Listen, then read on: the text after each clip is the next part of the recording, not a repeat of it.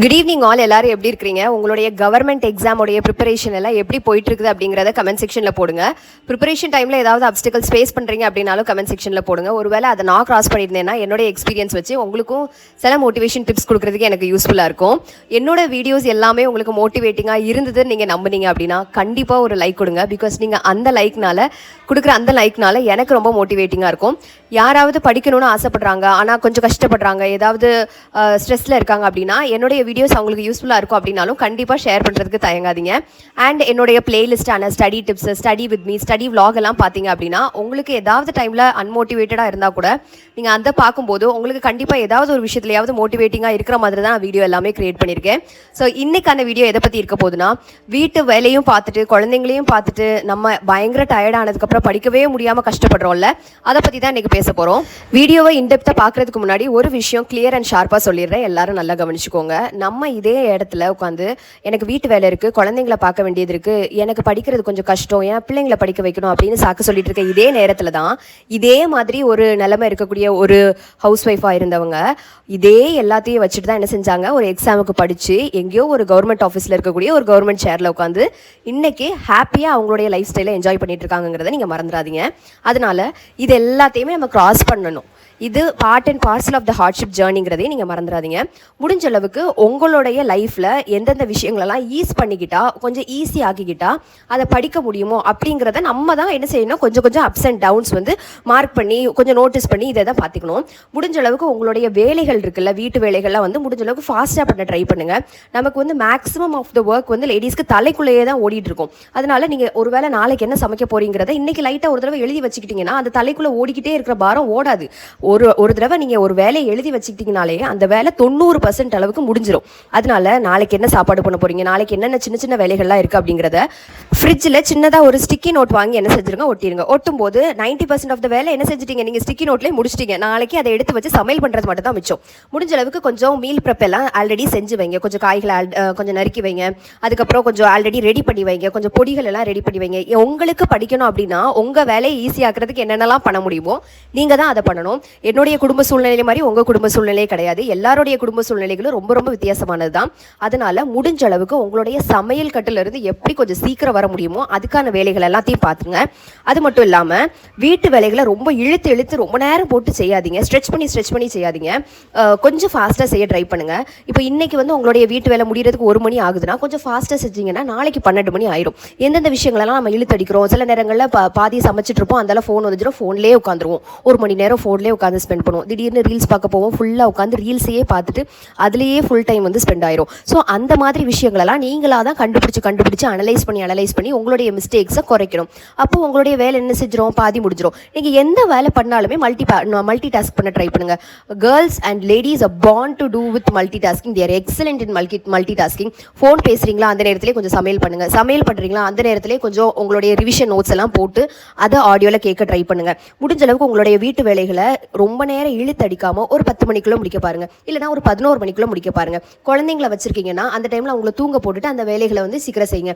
வீட்டு வேலை செய்யும் போதே குழந்தைங்களை மேனேஜ் பண்ணிட்டு ஒரு கிச்சன்ல வச்சோ இல்லைனா உங்களோட எந்த பிளேஸ்ல உட்காந்து அவங்க குழந்தைங்க சேஃபா இருப்பாங்கன்னு நீங்க நினைக்கிறீங்களோ அந்த இடத்துல பேரலா வச்சு உங்களுடைய வீட்டு வேலைகளை கொஞ்சம் ஃபாஸ்டா முடிச்சிங்கன்னா உங்களுக்கான டைமும் நிறைய இருக்கும், நீங்க படிக்கிறதுக்கான டைமும் உங்களுக்கு நிறைய இருக்கும். ரொம்ப இம்பார்ட்டண்ட்டான டாப்பிக்காக இருக்கிறது எல்லாமே அன்இன்டரப்டடான டைமில் உட்காந்து படிங்க. யாரும் உங்களை டிஸ்டர்ப் பண்ணாத டைமில் உட்காந்து படிங்க. அது வந்து உங்கள் பேபி தூங்குற டைமாக இருக்கலாம், உங்கள் குழந்தைங்க ஸ்கூல் போன டைமாக இருக்கலாம், இல்லை ஏர்லி மார்னிங்காக இருக்கலாம், இல்லைனா லேட் நைட்டாக இருக்கலாம். ரொம்ப முக்கியமான டாப்பிக்காக இருக்குது. இந்த டாபிக் எனக்கு ரொம்ப கஷ்டமாக இருக்குது, இதில் கொஞ்சம் அதிகமாக ஃபோக்கஸ் பண்ணணும் அப்படிங்கிறப்ப கொஞ்சம் டிஸ்ட்ராக்ஷன் இல்லாத டைமில் உட்காந்து படிங்க. பிகாஸ் டிஸ்ட்ராக்ஷன் இருந்துன்னா அந்த டாபிக் உங்களுக்கு இன்னுமே டிஃபிகல்ட்டாக இருக்கும். அதனால உங்களுக்கு ஏன்னா நம்ம வந்து ஃப்ளெக்சிபிளாக தான் படிக்க முடியும். நம்ம ஹவுஸ் ஒய்ஃப்ஸாக இருக்கிறவங்க வந்து ஃப்ளெக்சிபிலிட்டியை தான் ரொம்ப வந்து டிபெண்ட் ஆகிருப்போம். ஏன்னா நமக்கு எப்போ எங்கேருந்து வேலை வருது, எந்த இடத்துலேருந்து வேலை வருதுன்னே தெரியாது. அதனால அந்த டைமை நீங்கள் கொஞ்சம் ஃப்ளெக்சிபிள் ஆக்கி அதை வந்து எப்போ உங்களுடைய ஃப்ரீ டைம், உங்களுடைய அன்இன்டரப்டட் டைமுங்கிறத நீங்கள் தான் டிசைட் பண்ணணும். இப்போ என்னுடைய அன்இன்டரப்டட் டைம் வந்து ஏர்லி மார்னிங், அதே மாதிரி என்னுடைய அன்இன்டரப்டட் டைம் வந்து லேட் நைட். பிகாஸ் அந்த 2 டைம்லேயுமே என்னோட பேபி வந்து நல்லா தூங்குவோம். அந்த டைமில் நான் வந்து அந்த இம்பார்ட்டண்ட்டான டாபிக் முக்கியமாக ஃபோக்கஸ் பண்ணக்கூடியது, என்னுடைய எனர்ஜி லெவல் பீக்காக இருக்கிற டைமில் உட்காந்து படிக்கிறது எல்லாமே ரொம்ப யூஸ்ஃபுல்லாக இருக்கும்.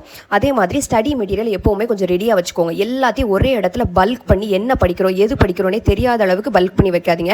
நீங்கள் இந்த வாரத்துக்கு என்ன படிக்கிறீங்களா அதை மட்டும் தனியாக எடுத்து வைங்க. அப்போனா தான் டக்குன்னு அந்த ஸ்டடி டேபிளுக்கு போனாலும், அந்த திண்டுக்கு போனாலும், அந்த புக்ஸ் வச்சுக்கிற இடத்துக்கு போனாலும் உங்களுக்கு எந்த புக்கு வேணுமோ டக்குன்னு ஒரு ஸ்வாட்சில் எடுத்துகிட்டு வந்து கடை உட்காந்து படிக்க முடியும். கிடைக்க போகிறதே 1 மணி நேரமோ இல்லைனா அரை மணி நேரமோ தான். ஸோ அந்த டைமில் நம்ம என்ன செய்யணும் அப்படின்னா, அப்போ உட்காந்து புக்கு எங்கே இருக்குது, அந்த புக்கு எங்கே இருக்குது, இந்த பென் எங்கே இருக்குது அப்படின்னு உட்காந்து தேடக்கூடாது. பென் எல்லாத்தையும் ஒரு பவுச்சில் ஆர்கனைஸ் பண்ணி போடுங்க. இல்லைனா பென் எல்லாத்தையும் ஒரு பென் ஸ்டாண்டில் தூக்கி போடுங்க. எல்லாத்தையும் ஒரே இடத்துல வைக்க ட்ரை பண்ணுங்க.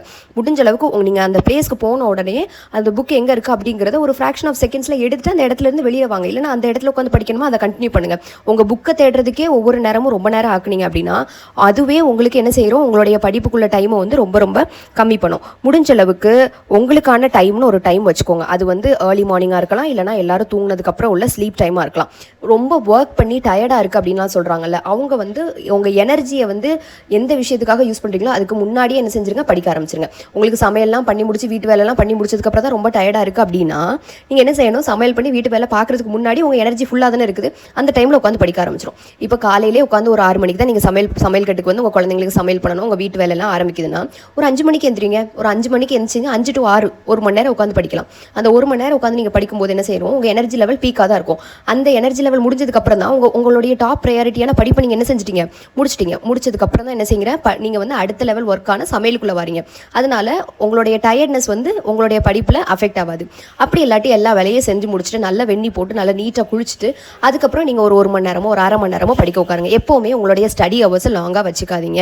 உங்களுடைய ஸ்டடி ஹவர்ஸை வந்து மிஞ்சி போனால் ஒரு 30 நிமிஷம், ஒரு 20 நிமிஷம், இல்லைனா ஒரு மணி நேரம் அப்படி வச்சுக்கோங்க. ஒரு ஹேண்டியாக ஒரு கிளாக்கோ ஒரு வாட்சோ கையில் வச்சுக்கோங்க. எந்த இடத்துல உட்காந்து படிக்கிறீங்களோ அந்த இடத்துல கிளாக் வேணும். ஃபோன் வேண்டாம் உங்களுக்கு. ஃபோனில் வந்து நம்ம வந்து ஒழுங்காக பார்த்துக்க மாட்டோம். அதனால் முடிஞ்ச அளவுக்கு ஒரு வாட்சோ ஒரு கிளாக்கோ ஒரு குட்டி கிளாக் மாதிரி ஒரு அலாரம் கிளாக் மாதிரி வச்சுக்கிட்டிங்கன்னா நீங்கள் எவ்வளோ படிக்கிறீங்கன்னு உங்களுக்கே தெரியும், எவ்வளோ நேரம் படிக்கிறீங்கிறது உங்களுக்கே தெரியும். இந்த மாதிரி நீங்களே உங்களுடைய மிஸ்டேக்ஸ், நீங்களே உங்களுடைய டைம், நீங்களே உங்களை வந்து திருத்திக்கிட்டோம் மட்டும்தான் உங்களால் உங்களுடைய ப்ராக்ரஸ் என்ன செஞ்சுக்கிட்டு இருக்க முடியும் அப்படின்னா இம்ப்ரூவ் பண்ணிட்டு போயிட்டே இருக்க முடியும். நீங்கள் ஏதாவது ஒரு வேலை பார்த்துட்டு இருக்கீங்க அப்படின்னா உங்களுடைய ரிவிஷனை வந்து என்ன செய்யலாம், பேரலாக ஏதாவது ஒரு யூடியூப்பில் வீடியோ போட்டு விட்டுட்டு அந்த ரிவிஷனுக்குள்ள ஆடியோவை கேட்டுக்கிட்டே இருக்கலாம். நான் சில நேரங்களில் என்ன பண்ணுவேன்னா என்னுடைய நோட்ஸை நானே ரீட் பண்ணி எனக்கு புரிஞ்ச மாதிரி வாய்ஸ் நோட் போட்டு வச்சுக்குவேன். நம்ம வந்து வாய்ஸ் ரெக்கார்டிங் வாட்ஸ்அப்பில் அனுப்புகிறோம்ல, அதே மாதிரி வாய்ஸ் ரெக்கார்டிங் வந்து போட்டு வச்சுப்பேன். போட்டு வச்சுட்டு என்னுடைய சேட்லேயே நான் போட்டு வச்சுப்பேன், இல்லைனா வேறு யாருக்காவது அனுப்பி வச்சுருவேன். நான் வந்து காய்கறி கட் பண்ணும்போதோ இல்லைனா வேறு ஏதாவது பாத்திரம் விளக்கும் போதோ ஏதாவது ஒரு வேலை செய்யும்போது அந்த ரெக்கார்டிங் வந்து என் மைண்டுக்குள்ளே என்ன செய்கிறோம், பேரலாக யூடியூப் வாட்ஸ்அப்பில் போட்டு விட்டுட்டு என்னோட வாய்ஸையே நான் மறுபடியும் கேட்டுக்கிட்டே இருப்பேன். ஸோ இது வந்து ஒரு பாசிவ் ரிவிஷன் டெக்னிக். நீங்கள் வந்து டைரெக்டாக புக் எடுத்து தான் உட்காந்து படிக்கணும்னு இல்லை. நீங்கள் பாத்திரம் கழுவும் போது கூட நீங்கள் என்ன செஞ்சு தான் இருக்கீங்க, ரிவிஷன் பண்ணிட்டு தான் இருக்கீங்க. இந்த மாதிரி குட்டி குட்டி ரிவிஷன் டெக்னிக்ஸை கூட நீங்கள் வந்து ஒரு ஃபேமிலி ஒய்ஃபாக இருக்கு, ஒரு ஹவுஸ் ஒய்ஃபாக இருக்கீங்க அப்படின்னா நீங்கள் வந்து அதை யூட்டிலைஸ் பண்ணிக்கலாம். இப்போ சொல்கிறேன்ல, இந்த முடிஞ்ச அளவுக்கு உங்களுடைய ஃபேமிலிகிட்டேருந்து ஹெல்ப் வாங்கிக்கோங்க. உங்களுடைய தப்பெல்லாம் நீங்களே கண்டுபிடிச்சிக்கோங்க. வீட்டு வேலையை கொஞ்சம் இழுத்தடிக்காமல் செய்யுங்க. உங்களுக்கு எந்த அவர் பாசிட்டிவாக தோணுதோ அந்த அவரில் உட்காந்து படிங்க. இது எல்லாத்தையுமே கண்டுபிடிச்சி உங்களுக்குன்னு ஒரு ஸ்டடி ரொட்டீனுக்குள்ளே வரதுக்கு கண்டிப்பாக ஒரு 15 to 20 டேஸாவது ஆகும். ஆனால் அந்த நாளுக்குள்ளே வரதுக்குள்ளே நீங்கள் ஸ்ட்ரெஸ் ஆகக்கூடாது. கொஞ்சம் பொறுமையாகவே இருந்து அந்த ரொட்டீன் என்ன செய்யுங்க, பில்ட் பண்ணுங்கள். எதுவுமே கொஞ்சம் கொஞ்சமாக தான் பில்ட் பண்ணாதான் ஸ்ட்ரெஸ் ஃப்ரீயாக இருக்கும். இன்னொன்று நல்லா ஞாபகம் வச்சுக்கோங்க, உங்களுக்கு காம்படிஷன் நீங்கள் மட்டும்தான். இன்றைக்கி 10 பாயிண்ட் நமக்கு ஞாபகம் இருக்கா, நாளைக்கு உங்களுக்கு 15 பாயிண்டாவது ஞாபகம் இருக்கணும். ஏன்னா உங்களுடைய காம்படிஷன், உங்களுடைய போட்டியாளர் நீங்கள் தான் ஒவ்வொரு நாளும் உங்கள் கூட ஜெயிச்சுட்டே இருக்கணும். உங்களால் இன்றைக்கி 10 பாயிண்ட் படிக்க முடிஞ்சாலும் பரவாயில்ல, அதை அக்செப்ட் பண்ணிக்கோங்க. ப்ராக்ரஸ் தான். நீங்கள் முன்னேறி போகிறது தான். அது வந்து இன்றைக்கி ஒரு 5 ஸ்டெப் எடுத்து வச்சாலும் சரி தான், நாளைக்கு ஒரு 10 ஸ்டெப் எடுத்து வச்சாலும் சரி தான், இல்லைனா ஒரு 2 ஸ்டெப் எடுத்து வச்சாலும் சரி தான். நீங்கள் கம்மியாக ஸ்டெப் எடுத்து வச்சா கூட, இன்றைக்கி கம்மியாக 2 மணி நேரம் படித்தா கூட அது ப்ராக்ரஸ் தான். அதை மனசில் நல்லா ஞாபகம் வச்சுக்கோங்க. இது எல்லாத்தையும் தாண்டி உங்களுக்கு ரொம்ப டயர்டாக இருக்குன்னா கண்டிப்பாக நல்லா தூங்குங்க, நிறைய தண்ணி குடிங்க. உங்களுக்கு மத்தியானம் காலையிலே ஏர்லியராக எந்திரிச்சு குடும்பத்தை பார்க்குறது, குழந்தைங்களுக்குலாம் சாப்பாடு செஞ்சு கொடுக்குறதுனால உங்களுக்கு டயர்டாக இருக்குன்னா நீங்கள் கண்டிப்பாக தூங்கி தான் ஆகணும். உங்கள் பாடிக்கு நீங்கள் ரெஸ்ட் கொடுத்தீங்கன்னா உங்களால் இன்னும் எனர்ஜெட்டிக்காக ஒர்க் பண்ண முடியும்ல. அதனால் அதை வந்து நீங்கள் நல்லா ஞாபகம் வச்சுக்கோங்க. அதுக்கப்புறம் நல்லா சாப்பிடுங்க, நிறைய தண்ணி குடிங்க. படிக்கும்போது பக்கத்தில் ஒரு 1 லிட்டர் பாட்டில் போல் பக்கத்தில் வச்சுக்கோங்க. வச்சுட்டு படிக்கும்போது என்ன செய்யுங்க, குடிச்சிட்டு படிங்க. அப்படின்னா தான் நீங்கள் அன்ஹைட்ரேட் ஆக மாட்டீங்க. சில நேரங்களில் பெண்களான நமக்குலாம் வந்து எப்போ அன்ஹைட்ரேட் ஆகிறோம், எப்படி டீஹைட்ரேட் ஆகிறோம்னு கூட தெரியாத அளவுக்கு நம்ம என்ன செஞ்சு வச்சுருப்போம் அப்படின்னா தண்ணி குடிக்காமல் நம்மளுடைய ஹெல்த்தையே நம்ம கவனிக்காமல் வச்சுருப்போம். நம்ம வந்து மற்றவங்களுக்காக கரைஞ்சி எல்லாம் பண்ணுவோமே தவிர நம்ம பண்ணிக்கவே மாட்டோம். அது ரொம்ப தப்பான விஷயம். முடிஞ்ச அளவுக்கு நீங்கள் உங்களை எவ்வளோ எஃபெக்டிவாக பார்த்துக்க முடியுமோ அதை நீங்கள் பார்த்துக்கணும். நல்ல அயன் ரிச் ஃபுட்ஸான பீட்ரூட் சாப்பிடுங்க, கீரை சாப்பிடுங்க, டேட்ஸ் சாப்பிடுங்க. இதெல்லாம் ரொம்ப கம்மியான விலையில தான் கிடைக்கும். ஸோ இதெல்லாம் நீங்கள் என்ன செய்யுங்க, சாப்பிட ஆரம்பிங்க. உங்களுடைய ஹெல்த் ரொம்ப முக்கியம். அதனால தான் உங்களால் படிக்க முடியுங்கிறத மறந்துடாதீங்க. சுவர் இருந்தால் மட்டுமே சித்திரம் வரைய முடியும் அப்படிங்கிறதையும் நீங்கள் மறந்துடக்கூடாது. உங்களுக்கு இந்த வீடியோ ஏதாவது ஒரு பார்ட் ஆஃப் த இதில் பிடிச்சிருந்தா அப்படின்னா கண்டிப்பாக லைக் பண்ணுங்கள். And do check on the playlist also. Thank you. Have a very good day.